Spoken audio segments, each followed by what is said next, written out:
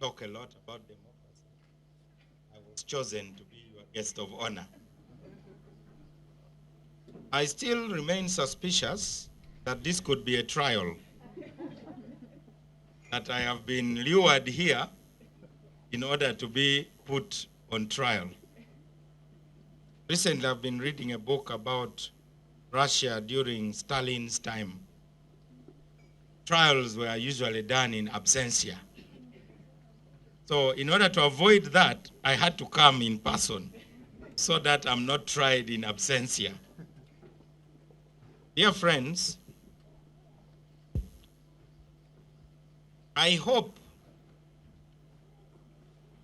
after this, we will go back having overcome our indifference, apathy about democracy. Everywhere we hear, democracy doesn't work. All we need is a strong leader who gets things done. That debate is all over the world, not an African debate. It's raging right now in America.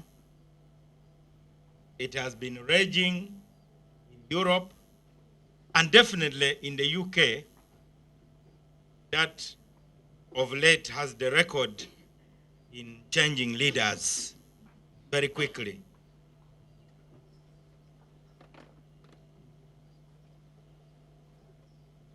You hear people saying, people don't give a damn about democracy. They are led by ignorant demagogues, totally unreliable. That is the view about us. And that explains the shyness with which we responded to your call to stand up when you said elected leaders. We first looked around.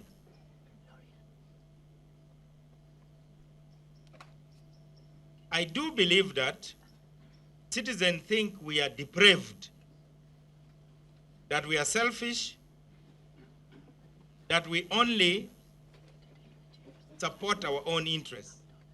I found a diary of a member of a cabinet. I believe it was in the UK. This person said, and I quote, "I place but little dependence on the honesty and truthfulness of a large portion of the political leaders.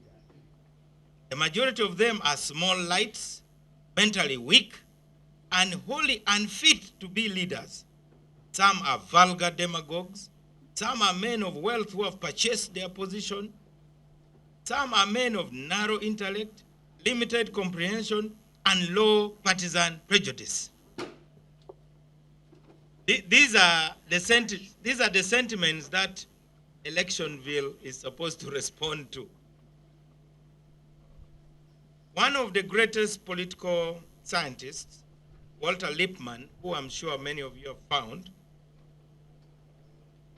for 50 years studied society, and he gave probably the harshest judgment on us, political leaders. Let me quote again.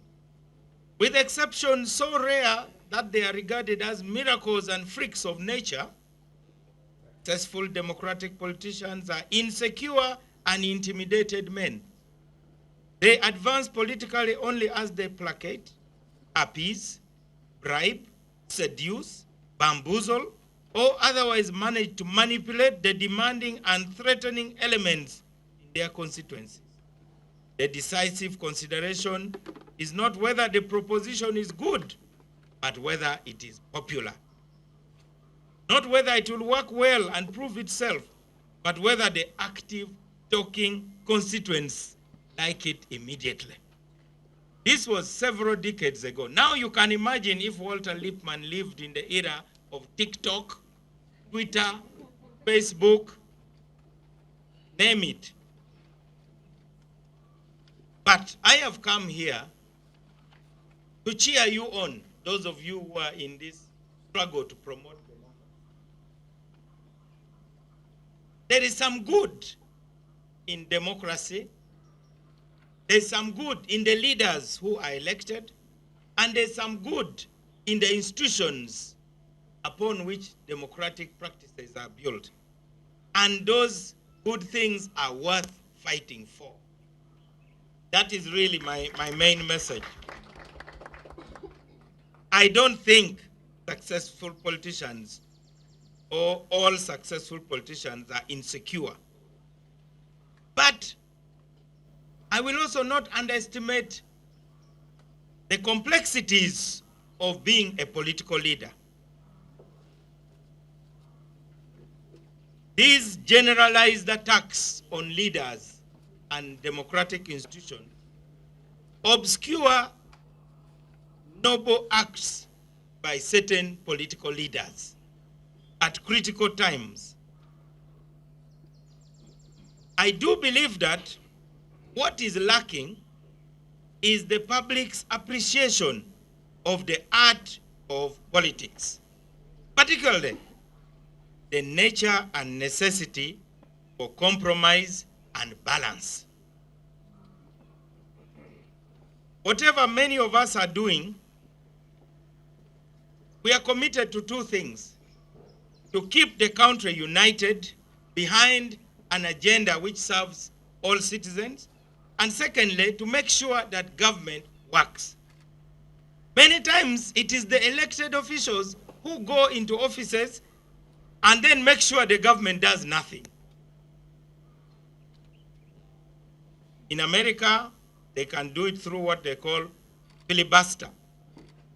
So, permit me, Ambassador, to talk about the difficulties we face as we make this decision. Do not understand the difficulties we face. You talked about decision making. Who has the D? Decision making power in a democracy? Definitely it is not the people, except during elections, because we are republics. You surrender your powers of decision making. Now sometimes there is hostility and turbulence. I was teasing Her Worship, the Deputy Mayor, Lord Mayor of Kampala Capital City Authority, about how their arguments for or against the proposals of waste management in the city were punctuated with exchanges, including throwing chairs at each other.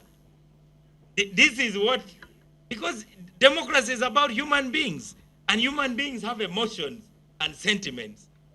And when now you have run out of arguments, you now pull out weapons. That is why people go to war.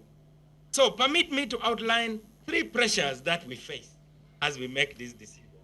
Now imagine you have a limited budget, then you have these electionville citizens watching each of us carefully, assuming we are now sitting to make decisions about the city. Now, all of you are voted by different people. I am voted by a different person. The day I picked the microphone in Electionville with our speaker from Mexico, and another one, I don't know from where, she has disappeared. My constituents will say, let's follow and see whether he really cares about my issue. Now we are millions. So politics is about aggregating those interests.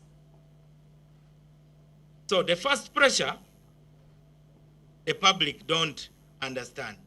By the way, I'm not afraid to say it, politicians love to be liked. And that's the beginning of the first pressure. I want to enter a room and people should clap for me and so on. I want to enter a town and I find green banana stems waiting for me, people holding placards and so on. Of course, I can arrange it. but then that wouldn't make me sleep soundly at night. I can arrange a warm welcome to any place in the world. So, the truth is, we are social animals. We love the approval of people. Now, how do you balance the desire to be liked with your commitment to making the hard decisions that are of consequence and that can make a difference. Secondly, we also want to get along with fellow legislators. When you're a member of parliament, you want to be hugged by your fellow MPs. You want them to give you a high five. You don't want to be shunned. They say the way to get along is to go along. Now, what happens to those of us who sometimes don't want to go along? And I know what it feels like. I can tell you. As a 28-year-old young legislator, just turning 29, I arrived in the Parliament of Uganda to say the most unpalatable things in 1996 and 97. Talk to the rebels of the LRA. What? They're cutting off people's ears, killing children, raping women, and you're saying we should talk to them? I was booed like no one has ever been booed. Secondly, open an embassy in Khartoum. What? Khartoum is the beachhead of Islamists into the heart of Africa. If anything, we must build a wall. Close the IDP camps. You want the rebels to kill my people? You must be a collaborator. And so on and so forth. So, democracy is not for cowards. And that's why some of the greatest Democrats are celebrated long after they have died. Because usually, some of the big ideas we fight for, we do so when we are ahead of our time. And of course, the last action that I took in pursuit of compromise in the Republic of Uganda, by shaking hands with the devil, according to some of you in this room, and signing a cooperation agreement. That has obviously even divided my own party. It has divided the country. So, I want to say, compromise is the cement of democracy. Otherwise, we should all go back to our individual caves and only come out throwing rocks at each other. Or when we meet at the hunting ground. So we only have temporary alliances. You meet, hunt an animal, share the meat, and go back to your cave. You cannot say, I will never compromise, and still call yourself a Democrat. Of course, it feels a bit like being in the middle of the road. When you're in the middle of the road, the cars on either side of the road can run you over. That's where some of us are. So what do? You have to build guardrails. If you're in the middle of the road, you need very strong guardrails to protect that position. And many of you who have driven on our dual roads, you know that you can only walk in the middle if there are guardrails. Those guardrails are voices of encouragement, because ultimately there are fanatics and extremists on either side. And all of us here know who fanatics and extremists are. They say fanatics, according to somebody's definition, are those who approach every question with a closed mind and an open mouth.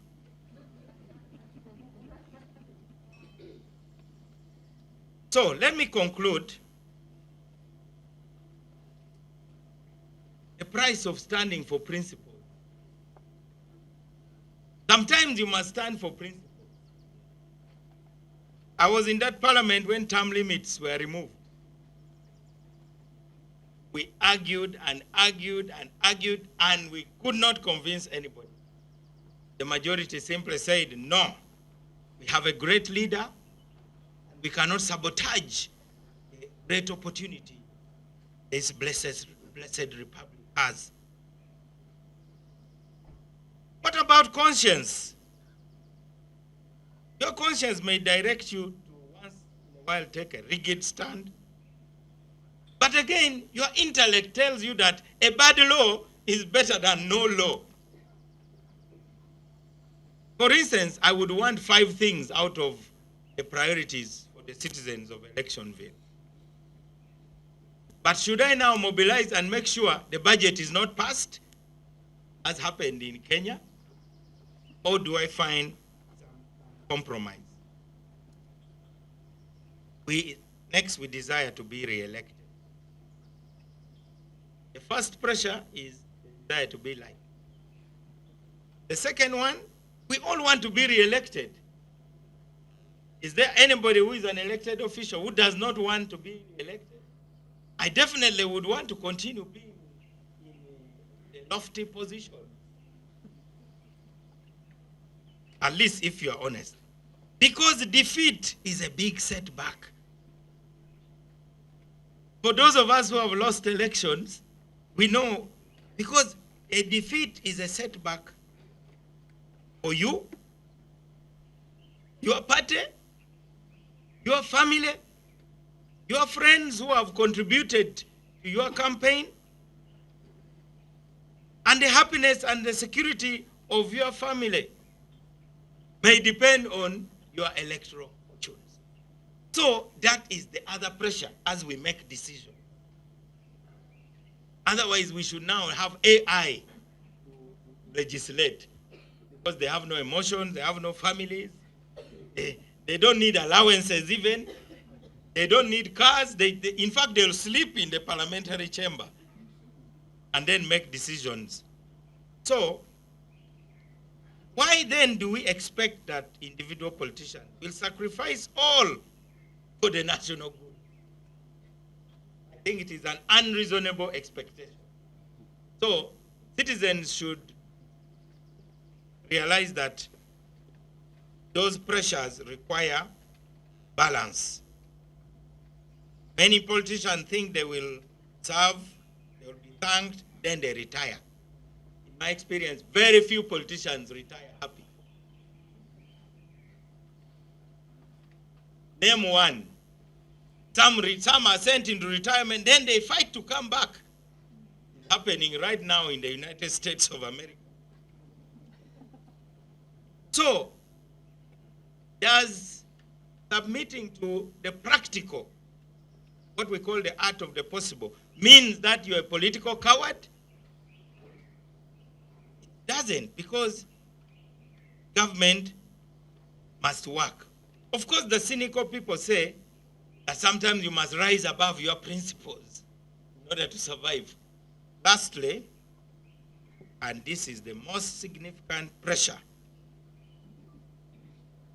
that is the one who is led by conscience. And that conscience is usually the pressure from constituency, the interest groups, those who write letters, those who attack you on Twitter.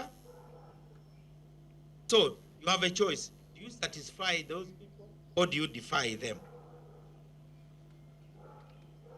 In 1934, a certain congressman said this. Let me read it.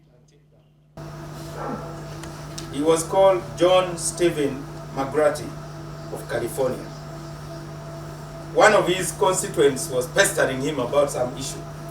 He had had enough. And once in a while you hear politicians who have had enough of voter pressure.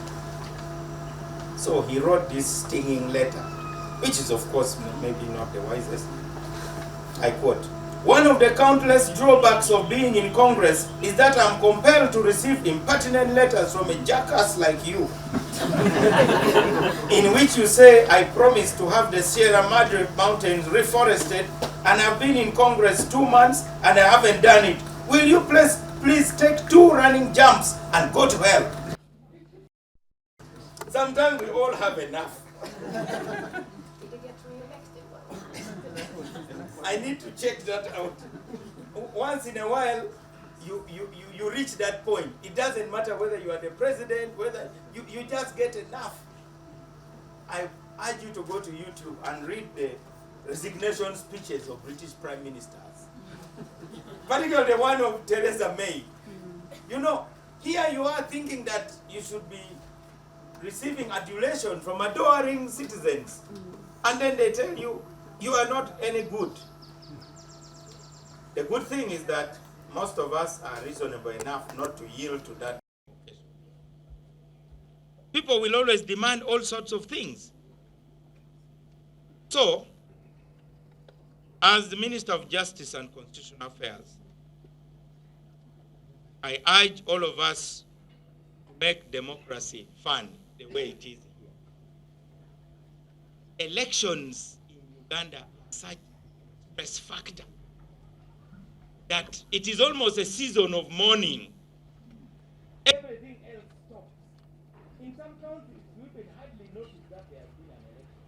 I was in the UK when they were. And the ruling party was already predicting defeat. They said, we know we are not going to win, but now we urge you, please stop labor.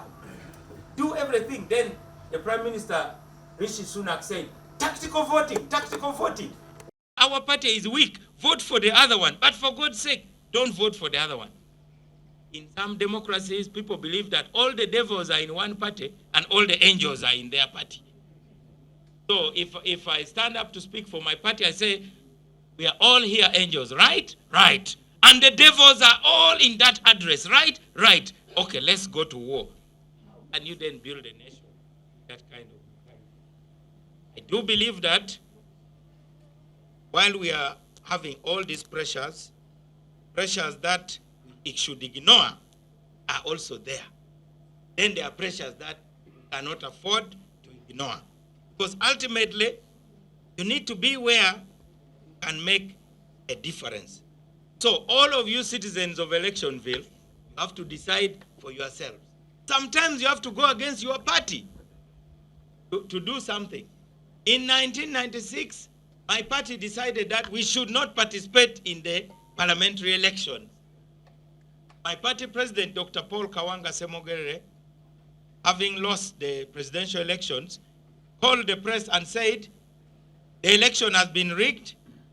We have no faith in the process. Therefore, we are not participating in the parliamentary election.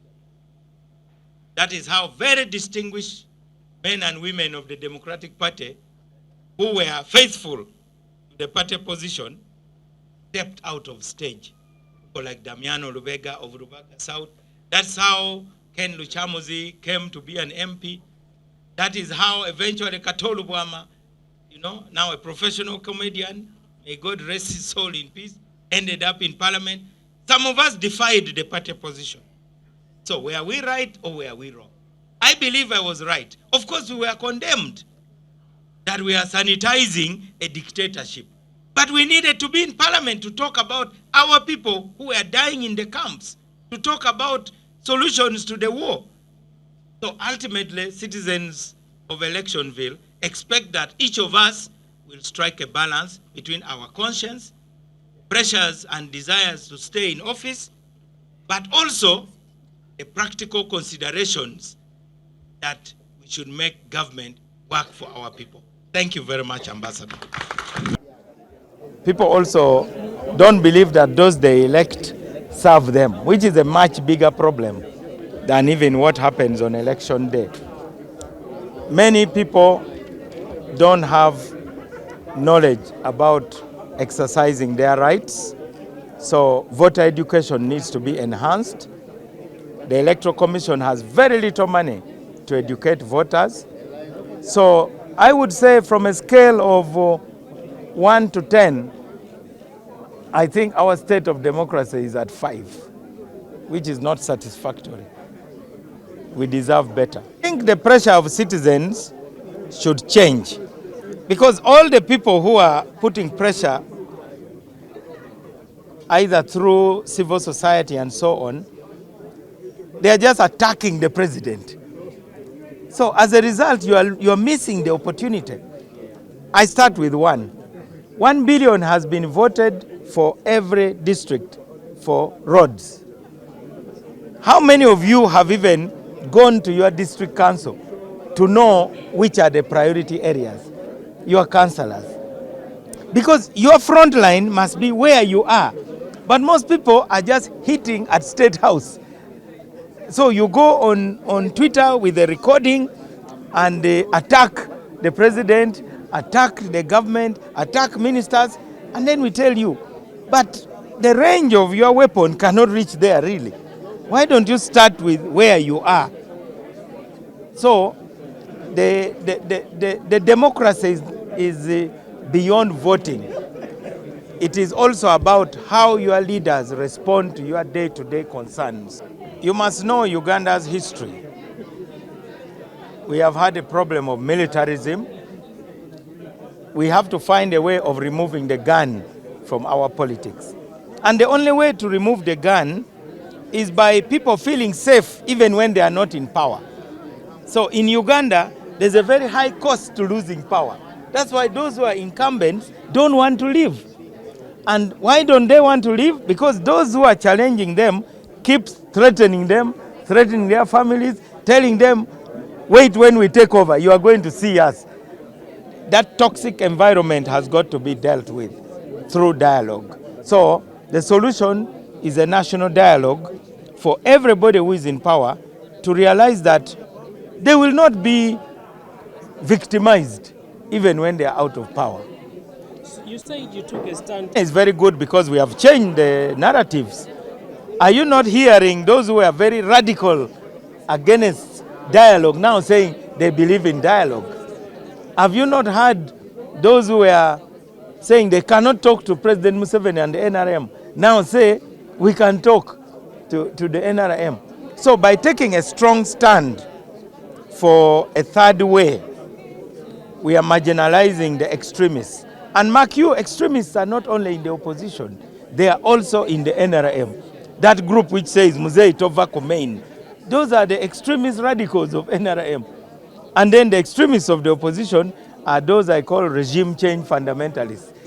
They are obsessed with just removing the president and the NRM. But if you ask them, if we gave you power, what would you do with it? They say, we will implement the NRM program, which they are failing to implement. So my middle of the road approach requires guardrails, as I've said. And the guardrails is for the media to speak the truth to the people, not to demonize those who are thinking beyond President Museveni. That middle of the road approach is what I would call the trans-Museveni politics. We have the anti-Museveni politics of the regime change fundamentalists. We have the pro-Museveni fundamentalism of those who say Tova Komein, and then there are those of us who are trans-Museveni. What sort of Uganda will we have after President Museveni? And the young people should be designing it. That there will be no doubt as to how many voters were registered at a polling station, how many actually showed up and voted. So that means now it will not be possible to take ballots after the election because the machine will already record who has voted and even at what time and how many have not voted. So that will deal with the ballot stuffing, which is the biggest complaint we hear from voters. Buli omu alina okuteeka front line ye waali wennyini. Naye Abannayuganda abasinga essira balitaddeko kyakuggyako pulezidenti w'eggwanga. Nti okukyusa sisitemu y'okulonda si nnyangu. Okukyusa oba palamenti yeelonda oba Abannayuganda be balonda pulezidenti tukyalina kubaganya birowoozo. Naye nga kiri erinze kutegeeza Abannayuganda mazima nti ekirowoozo gye kiri era abakiwagira weebali. Kati omuntu aleeta ekirowoozo ky'otawagira toyinza gamba nti ekyo tetujja kukyogerako. Balina okukyogerako. Bw'ogaana okukyogerako kitegeeza nti naawe mwennyini toli democratic. Prison. So the responsibility should be on the young people, since today we're celebrating the young people.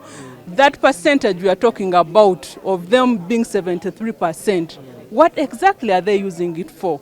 It's high time that the young people used their numbers to change the trajectory of this country in as far as democracy is concerned.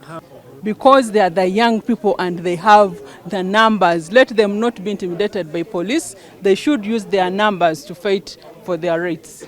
Mukozeewo ki? It's not enough okubeerawo ne mwogera mwina numbers, and numbers zino mwandibadde muzikozesa okulwanirira demokrasiya n'okuba challenginga. The International Day of Democracy, which falls on the 15th of September every year. Since 2007, this day has been observed both internationally and nationally to reinforce the importance of upholding principles of democracy.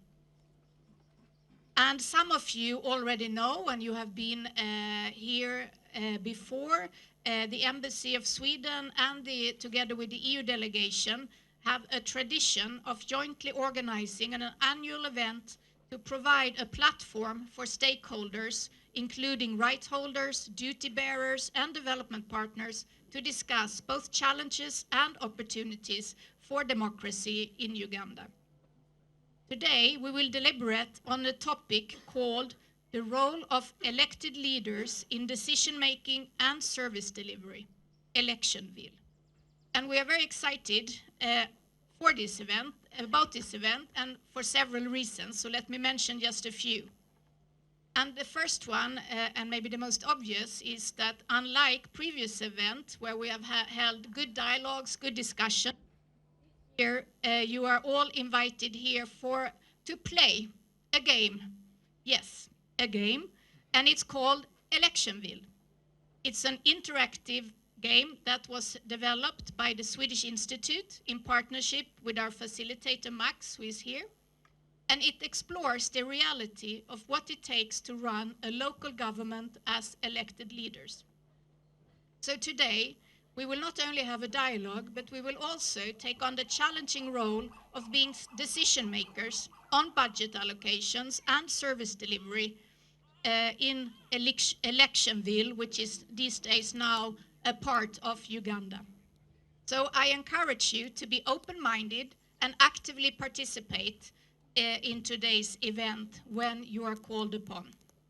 And as you already have noticed, it will be a rather informal gathering, and bear with us for leaving protocols behind us after we are done with this sort of more formal welcoming and opening.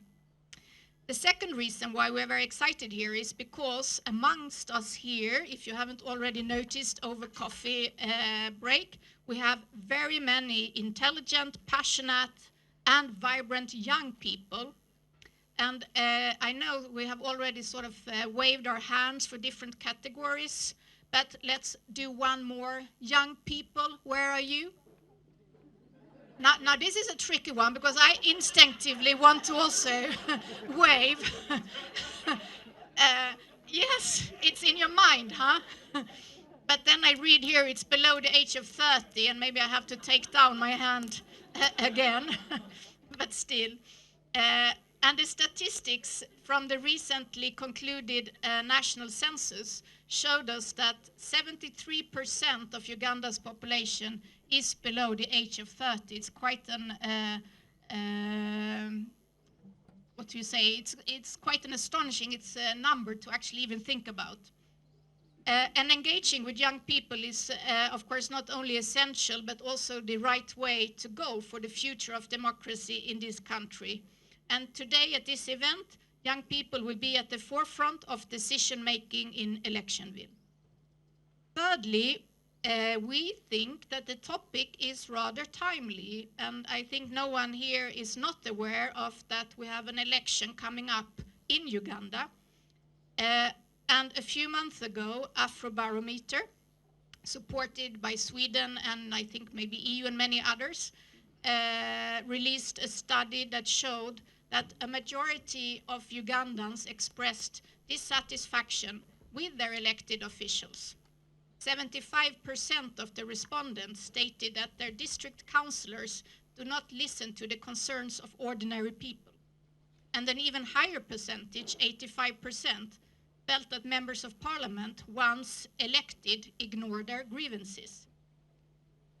But at the same time, I think it's very important also to note that Uganda ranks among the top African countries in its commitment to democracy. And I think that's the platform that we stand on and that gives us a lot of hope, of course.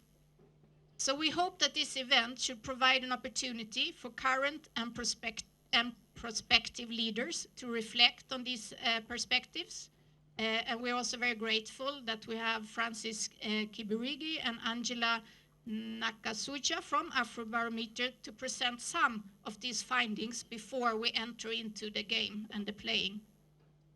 As I conclude, I would like to inform you that during this year's planning and organization, the Embassy of Sweden and the EU delegation have collaborated with the EU Uganda Youth Sounding Board, the Democracy Academy alumni, the Inter-Party Youth Platform, the Netherlands Institute for Multi-Party Democracy, and Westminster Foundation, respectively.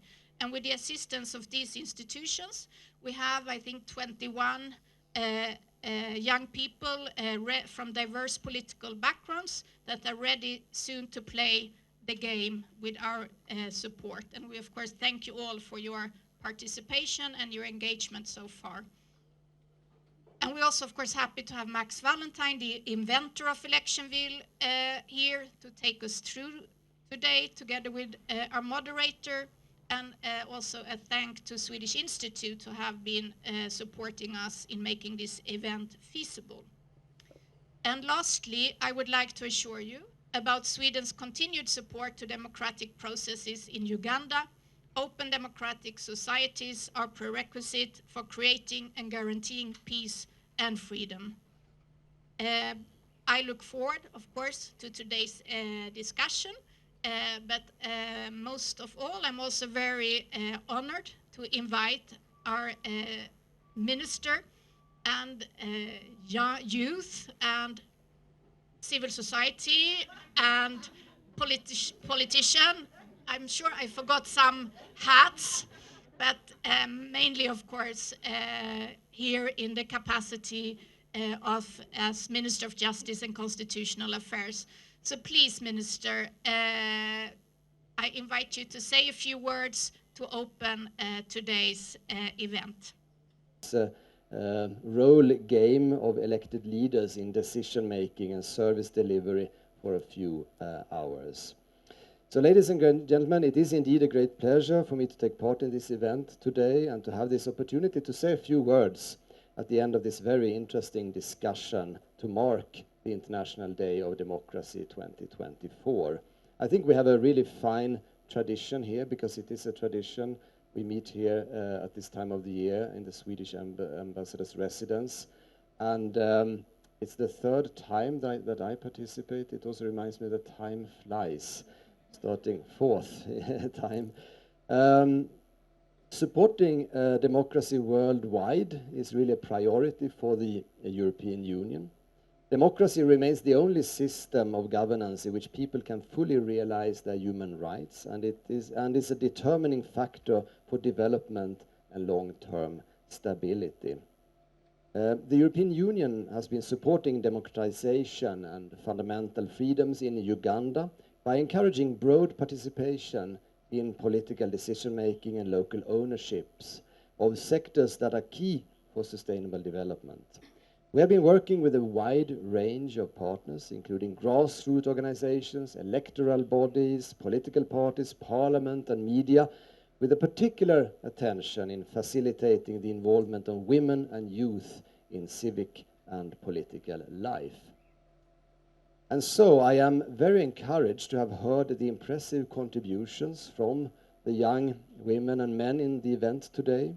Democratic governance is about how interests are articulated, resources are managed, or bags are moved, and power is exercised. And also, importantly, finding compromise, as Honorable Mao emphasized, or having fun, as our moderator Max emphasized. Underlying all of this are the rules, the processes, and the behavior which determines how the state, and in our case today, district councillors, serves its citizens. Our discussion has, of course, highlighted the many challenges that face young people as they attempt to become local elected leaders. But it has also revealed the energy, the ambition, and the dedication needed to overcome these challenges and build a new kind of politics, one which rejects patronage, corruption, and instead seeks to create a merit-based, transparent, and accountable form of leadership that delivers for all sections of society, and which is also according to Afrobarometer, one of the challenges today, I think. There were many reflections after the debate. I will not go into this, but I really want to thank the audience for engaging here today after the election bill game. Thanks for your active participation. I'm really glad, well, it deserves an applause to all of you, because I'm really glad that we could gather such a large and diverse audience today, including our EU Youth Sounding Board, as well as the graduates of the Democracy Academy.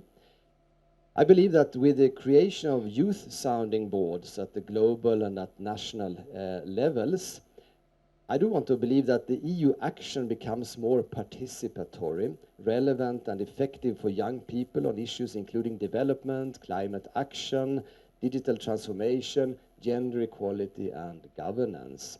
And I'm really pleased to see that basically wherever I go, there's someone from the Youth Sounding Board there. So I really want to thank you for your commitment to our common cause, and really for your engagement and for the support of the EU here in Uganda.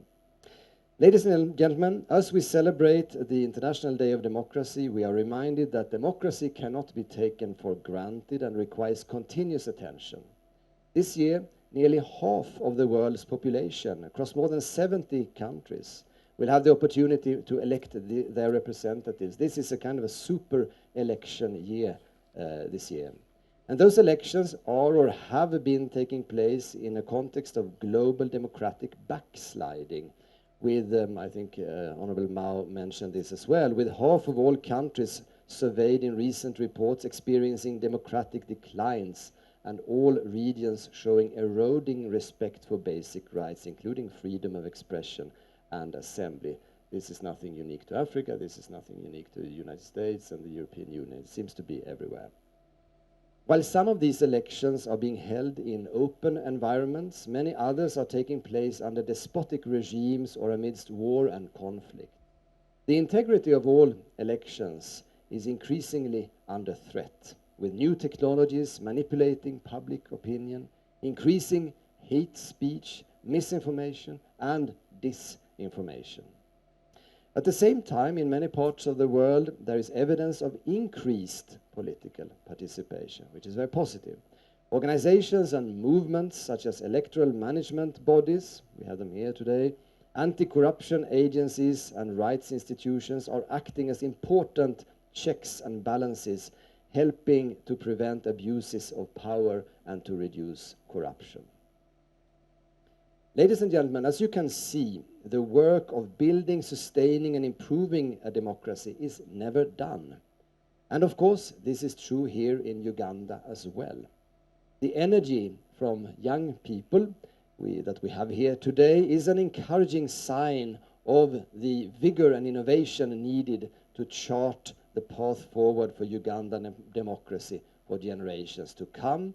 And this is also what the Ugandans want, since we trust the barometer findings, the Afrobarometer findings. The success of this evolution will depend in large on sustaining this spirit of endeavor and industry amongst the youth, but it also requires support from other key actors. Political parties must play their part in fostering internal democracy and ensuring young leaders are supported and developed into positions with real influence and responsibility.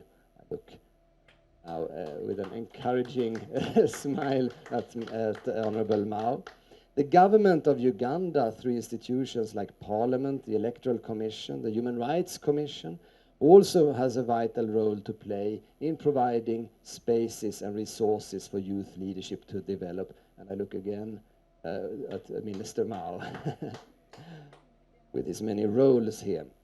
For our part, the European Union and Team Europe stands ready to support these efforts through our continued strong focus on youth empowerment, through funding for youth projects, and through ensuring a consistent and structured dialogue with young people in Uganda. We're also engaging with state institutions to strengthen their capacity to deliver their mandate in a way that better serve citizens' aspirations and promote an inclusive society. So as I conclude now ladies and gentlemen. Please allow me to say a special word of thanks to our co-organizers for this year's event. We're really grateful to the collaboration and support received from the Faraja Africa Foundation. Where are they? The Netherlands Institute for Multi-Party Democracy and Westminster Foundation for Democracy. And needless to say, I'm also grateful to Ambassador Maria Håkansson and her team here at the Embassy of Sweden for their hard work, together with the team at the EU delegation in making sure that this event was organized successfully. Let me also thank once more our guest of honor, Honorable Mao, for his inspiring speech. The presentation by Afrobarometer, again, many thanks. The EU Youth Sounding Board and Democracy Academy for the discussions, and not least for the preparations as well of these discussions. Our speaker, Mr. Max